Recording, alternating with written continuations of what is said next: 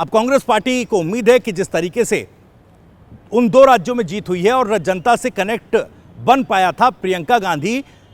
की ये सभाएं और प्रियंका गांधी के दौरों के जरिए एक बार फिर से जनता से कनेक्ट बना लिया जाएगा। अब इसका कितना प्रभाव पड़ेगा, क्योंकि देखिए ओपीएस का जिक्र हुआ, महिलाओं का जिक्र हुआ, सस्ते गैस सिलेंडर देने पर बात हुई, किसानों की बात की गई, किसानों के मुद्दे को मुखर तौर से उठाया गया। अब जाहिर तौर पर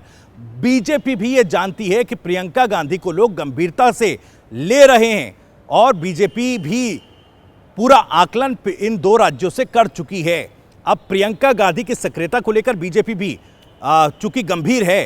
तो ऐसे में प्रियंका गांधी को लेकर हमलावर बीजेपी भी हो चुकी है। लेकिन कहीं ना कहीं केवल राजनीतिक हमलों से काम नहीं चलेगा, बीजेपी ये जानती है। इसलिए आने वाले 5 राज्यों के विधानसभा चुनावों को देखते हुए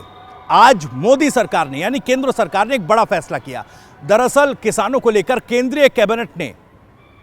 यह फैसला किया है कि जो खाद पर सब्सिडी दी जा रही है वो जारी रखी जाएगी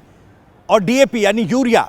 उसकी कीमत को भी नहीं बढ़ाया जाएगा। तो किसानों को लेकर वाकई ये एक बड़ा फैसला है, क्योंकि डीएपी को लेकर, खाद को लेकर लगातार किसानों में परेशानी बनी रहती है, डीएपी की उपलब्धता को लेकर भी, और इस पर जो सब्सिडी सरकार दे रही है उसको चुनावों में भी कोशिश जरूर होगी कि एनकैश वोटों के तौर पर किया जाए। अब बड़ा फैसला केंद्र सरकार की तरफ से किया गया है, तो जाहिर तौर पर बाकी राज्यों की तरह ही राजस्थान में भी किसान हितैषी होने का बीजेपी दावा ठोकती नजर आएगी और किसानों को बीजेपी के लिए लामबंद करती नजर आएगी। तो एक विजन, एक चुनौती जो बीजेपी के सामने रखी प्रियंका गांधी ने, उसको काउंटर करने की रणनीति पर बीजेपी काम कर रही है, अपनी रणनीति बना रही है और उसी को लेकर फैसले भी लिए जा रहे हैं। अब चूंकि प्रदेश में तो गहलोत सरकार है, लेकिन केंद्र में बीजेपी की सरकार है और केंद्रीय योजनाओं के दम पर ही बीजेपी इस बार चुनावी मैदान में है। स्थानीय मुद्दों से इतर पूरा फोकस